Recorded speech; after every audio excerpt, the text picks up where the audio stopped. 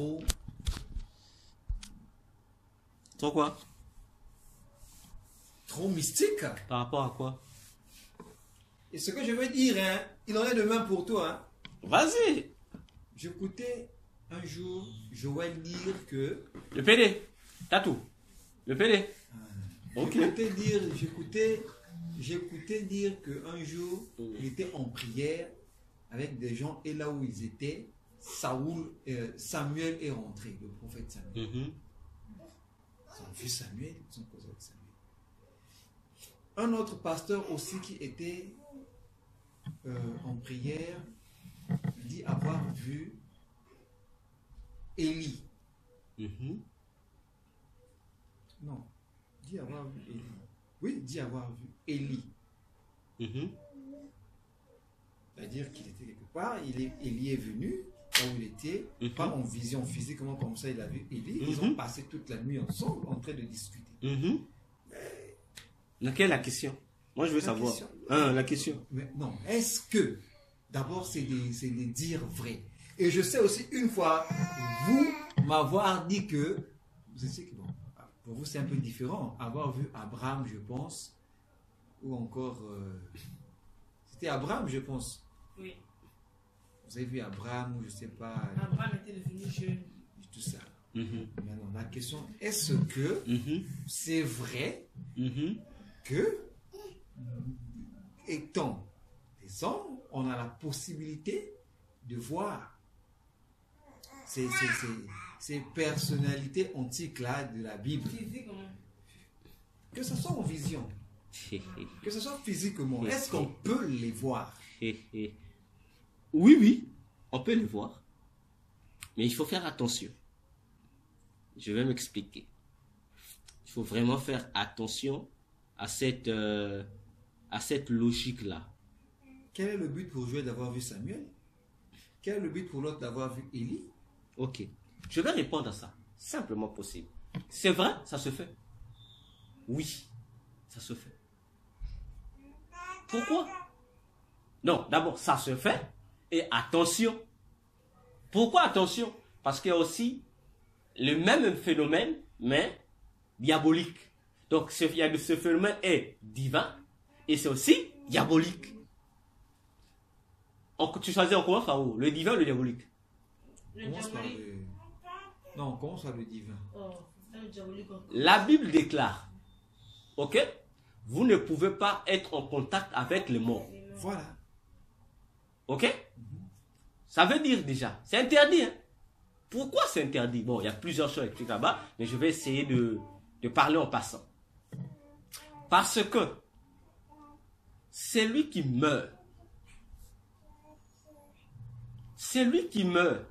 se retrouve dans un endroit.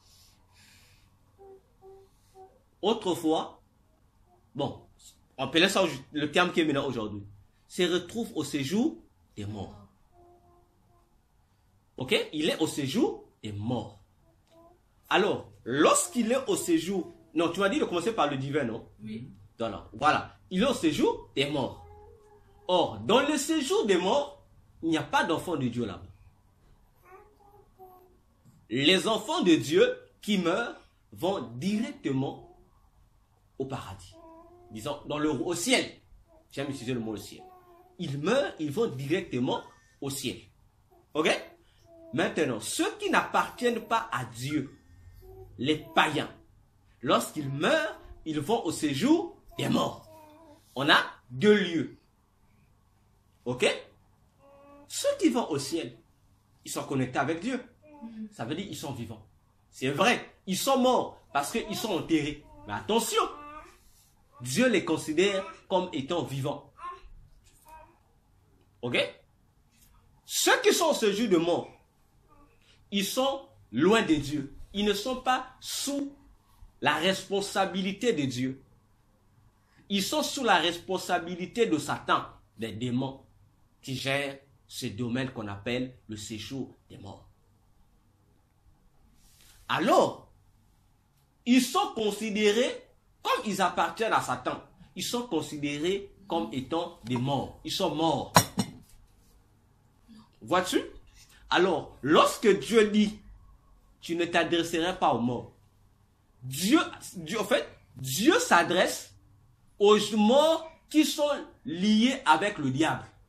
Pourquoi? Parce que le mort qui est mort, qui est sous la puissance du diable, lorsque toi tu rentres en contact avec lui, ça veut dire que tu rentres en contact avec le diable. Parce que tous les morts qui meurent, qui sont au séjour des morts, ils sont représentés par le diable, fait par un démon. Toi, lorsque tu rentres en contact, parce que dans le séjour de mort, ce mort, bon, je parle des morts, hein, ceux qui sont morts normalement, c'est-à-dire leur nombre de jours est accompli, sont morts, ils sont en prison dans le séjour de mort. Ils sont en prison. Ils sont en prison en train de recevoir le pré-châtiment, d'abord par les démons, avant de subir le vrai châtiment dans le second enfer. Donc, lorsque vous invoquez ce mort-là, le mort qui apparaît, ce n'est pas ton mort, votre mort. C'est le démon qui représente le mort qui apparaît. Or, lorsque toi tu causes avec ce mort-là, spirituellement, tu es en train de tisser une alliance inconsciemment avec le démon.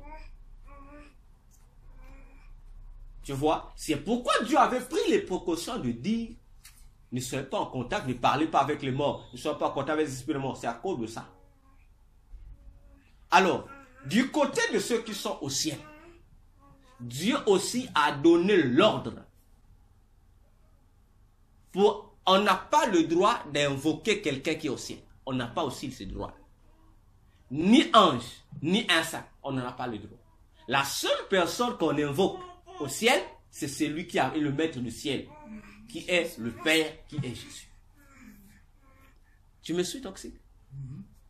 Donc, ça veut dire que si tu as quelqu'un, si tu vois quelqu'un qui te dit, non, non, je parlais avec un saint de la Bible, tout ça, c'est bien. Il faut lui poser la question. Comment ce saint est-il arrivé est-il venu? Comment ce saint, comment ça arrive que ce saint-là a... Qu'est-ce qui s'est passé? C'est toi qui as invoqué? Ou qu'est-ce qui s'est passé? Il faut demander là. C'est là maintenant que tu vas découvrir si ce phénomène est satanique ou diabolique. Les saints de la Bible sont vivants. Fait tous les saints de la Bible, morts, enterrés, sont vivants. Prends Luc. Luc 20. Prends Luc 20. Prends Luc 20. Tu connais l'histoire, mais je vais paraphraser. Luc 20, commence à partir du verset 33 jusqu'au verset 39. Non, jusqu'à 40.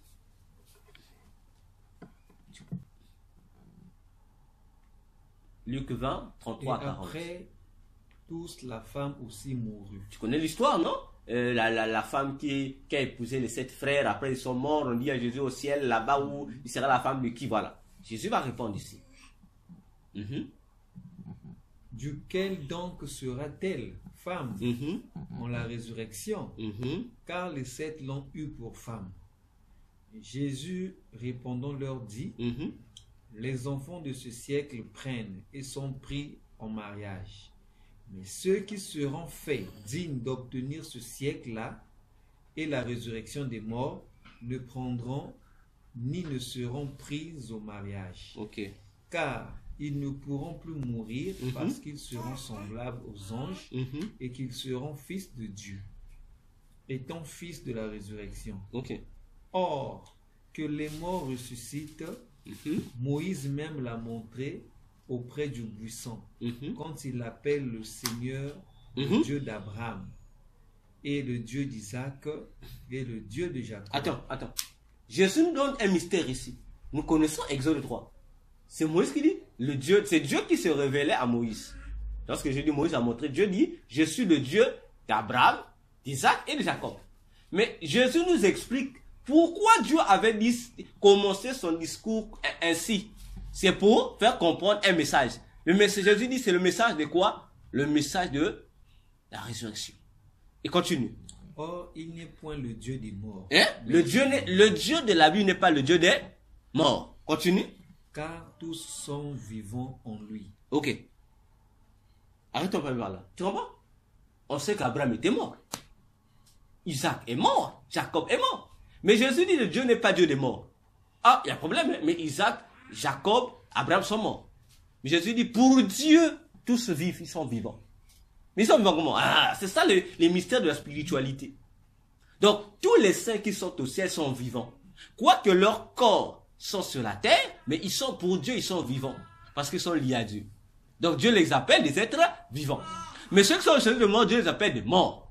Voilà pourquoi David avait l'habitude de répéter, ce ne sont pas ceux qui sont au séjour de mort qui louent l'Éternel, parce que le monde ne loue pas l'Éternel. Mais au ciel, là-bas, on loue l'Éternel. Ok? Maintenant, un saint du ciel ne peut pas venir causer à un homme comme font les démons. C'est-à-dire comme font les morts. Lorsque un saint du ciel quitte le ciel, c'est-à-dire vient rencontrer quelqu'un, on appelle ça au ciel, c'est la commission. C'est-à-dire, il y a quelque chose que Dieu veut faire sur la terre, Dieu envoie soit les anges, ou soit que Dieu peut appeler un saint. C'est-à-dire que les saints que nous connaissons, qui sont au ciel, Dieu peut les envoyer. C'est Dieu, ils viennent pas eux-mêmes, non. Nous on peut venir sur la terre. Non, ça se fait pas. Ça se fait que dans le monde des ténèbres. C'est Dieu, c'est pas comme ça. Donc, tout cas, même un ange ne peut pas quitter là-bas. Ils viennent, et tous viennent selon, c'est Dieu qui donne l'ordre. Ce n'est pas quelqu'un qui les invoque. Si tu les invoques, ils ne viendront pas. C'est Dieu. Dieu sait que, de la même manière qu'il envoie les anges en vertu de l'activité à exécuter, de la même manière aussi Dieu peut voir. Tel fait, il faut que j'envoie tel saint de la Bible. C'est pour te... En fait, même un ange, lorsque Dieu t'envoie Gabriel, c'est-à-dire que Gabriel vient te donner double message. Donc, la personnalité seulement de Gabriel est tout un message. En dehors d'abord du message qu'il va te communiquer. Donc, en fait, le message qui va te communiquer a pour appui la personnalité de l'ange qui est là. Je ne sais pas si tu me comprends. Si Dieu t'envoie un saint de la Bible, c'est la même manière aussi. Donc, en fait, lorsque tu vois ce saint-là, c'est pour te dire un message. On va prendre une preuve que les satanistes utilisent pour valoriser la nécromancie, le culte des morts. Pour qu'on peut parler avec les morts. Matthieu 17, la transfiguration de Jésus. Élie et Moïse sont parus. Ils disent, voilà, là c'est la preuve qu'on parle avec les morts. Non, vous n'avez pas compris. Jésus dit qu'ils ne sont pas morts, ils sont vivants. Donc Élie et Moïse ne sont pas des morts. Ils sont morts parce qu'on va se dire qu'ils étaient morts, enterrés. Mais Dieu dit qu'ils sont vivants. Tu vois la différence? Là où en prenant ça, les occultistes tombent. Élie et Moïse sont venus. Mais pourquoi tu n'as pas envoyé Noé? Pourquoi tu n'as pas envoyé Abraham? On envoie que Élie et Moïse. Ça veut dire que les deux personnages-là, eux-mêmes d'abord, leur personnalité communique tout un message. Dans Malachie 4, versets 4 à 6, Dieu dit à son peuple, pour que Jésus vienne, il dit au peuple, vous devez vous souvenir de la loi de Moïse. Et Élie doit venir. Donc avant que le Messie ne vienne, Dieu dit, les deux doivent venir préparer doivent servir comme préparateur du terrain. Ok? C'est normal que Dieu voulait donner le message. Et quel est le message que Élie et Moïse sont venus apporter à Jésus? Le message, c'est dire à Jésus, faites rappeler Jésus le travail final qu'il doit accomplir. C'est quoi? Mourir pour le salut de l'humanité. Comme le dit Luc 9. Voilà, donc pour le salut de l'humanité, on a eu besoin de Moïse et on a eu besoin d'Élie. Pourquoi? Parce que Moïse a été envoyé pour le salut, n'est-ce pas? Pour délivrer le peuple de Dieu de la mort afin de les amener vers la vie. Et lui aussi, c'est ce qu'il a fait. prendre le peuple de Dieu qui était égaré pour les ramener auprès de Dieu. Donc, les deux personnages sont déjà un message. Donc, les deux personnages parlent de quoi? De la résurrection. Donc, tu prends, prendre des ténèbres vers la lumière. Et on dit à Jésus, c'est ce que tu dois faire. C'est pourquoi tu vois que lorsque quelqu'un voit, il peut voir les saints. Mais il faut voir dans quelles conditions et comment ça commence. Tu peux être là, tu pries, oui, tu peux voir dans une vision comme physiquement. Parce que Jésus, Moïse et Élie n'est pas par en vision, c'était physiquement. Ce sont les apôtres, Pierre, Jean, Jacques, pensaient que c'était une vision. Pourquoi la Bible dit que? Parce que leurs yeux là, ils étaient appesantis par le sommeil. Tu vois que lorsque quelqu'un dort, tellement, il se dit c'est un rêve, c'est une vision. Alors c'est une réalité. Ils peuvent apparaître, oui. Ils peuvent apparaître, tu peux le voir, ils peuvent parler avec toi. Ils viennent, mais seulement lorsque Saint Francis, par exemple, Joël Tatou, lorsqu'il parle, on sait que ce qu'il dit là, ça n'a rien à voir avec Dieu. C'est du satanisme pur, parce que Francis Tatou, c'est un occultiste à haut niveau. Donc ce qu'ils font là, c'est une contrefaçon de la loi divine, parce que dans le monde des ténèbres aussi, ils ont des démons qui portent les noms des personnes de la Bible. Ils sont là. C'est pourquoi tu vois, par exemple, on parle de 6e et 7e livre de Moïse. Mais oui, si tu prends ces livres-là, dans ces livres de 6e et 7e livre de Moïse, si tu lis ça, c'est un ensemble de formules magiques par rapport à telle réalité, telle réalité, telle réalité. Et tu verras que là-bas, on te parlera de Moïse, on te parlera d'Aaron, on te parlera de plusieurs noms de saints de la Bible. Mais ce ne sont pas des saints de la Bible, comme tel, ce sont des démons qui se sont attribués malicieusement les noms des saints de la Bible pour tromper les gens. C'est comme dans certaines églises ici, on te dira Saint Untel, Saint Pierre, Saint Paul. Tu penseras que c'est le saint de la Bible. Parce que tu vois Saint Paul, c'est pas Paul de la Bible. C'est un démon seulement qui prétend être Paul, mais en réalité c'est un démon qui n'a rien à voir avec, comment on appelle ça, avec le saint de la Bible. Donc ce sont des phénomènes qui sont vrais. D'ailleurs, ça arrive lorsque un vrai enfant de Dieu meurt. En fait, s'apprête à mourir. Parfois, ce ne sont pas des anges qui viennent le prendre pour l'amener au ciel. Non. Parfois, ce sont des saints de la Bible. Ou encore les saints de sa famille. En fait, ceux qui sont dans sa famille, qui sont au ciel, qui viennent, en fait. C'est comme un voyage, non? On vient, là, ça se passe comme ça. Qui prennent, qui te mènent. C'est comme ça. C'est une réalité qui se fait. Mais seulement, cette réalité-là a des lois, obéit à certaines lois. Donc voilà, ce sont des faits qui existent.